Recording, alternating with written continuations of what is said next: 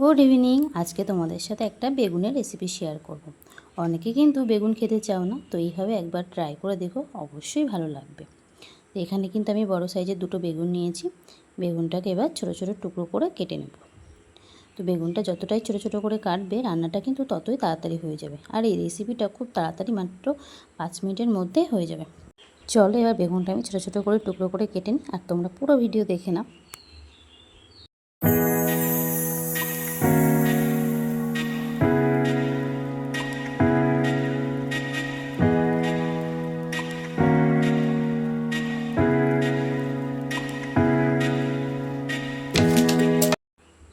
বেগুনগুলো সব কাটা হয়ে গেছে। এরপরে বেগুনটা ভালো করে ধুয়ে নিয়ে এখানে দেখো আমি গ্যাসে কিন্তু একটা কড়া বসিয়ে দিয়েছি। কড়াইয়ের মধ্যে সামান্য সর্ষের তেল দিয়ে দিয়েছি আর দিলাম কালো জিরে। তো এবার দেখো কেটে রাখা বেগুনগুলোর মধ্যে দিয়ে দিলাম। তো এর মধ্যে এবার দিয়ে দেবো 1 চামচ হলুদ, 1 চামচ লবণ দিয়ে বেগুনটা ভালো করে ভেজে নেব। বেগুনটা কিন্তু খুব ভালো করে ভাজতে হবে, কাঁচা কাঁচা রাখলে হবে না। তো চলো বেগুনটা আমি ভালো করে ভেজে নিই।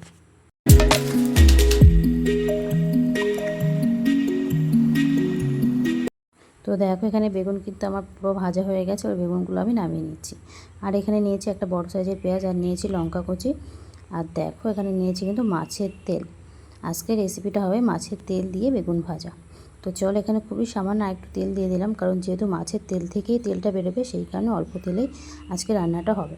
তো দেখো এখানে পেঁয়াজ দিয়ে দিয়েছি, লঙ্কাটা দিয়ে হালকা ভেজে নিয়ে এর মধ্যে মাছের তেলটা দিয়ে দিয়েছি। তো চলো মাছের তেলটা ভালো করে ভেজে নিই। এই মাছের তেলের মধ্যে সামান্য একটু হলুদ আর লবণ দিয়ে মাছের তেলটা খুব ভালো করে ভেজে নেব।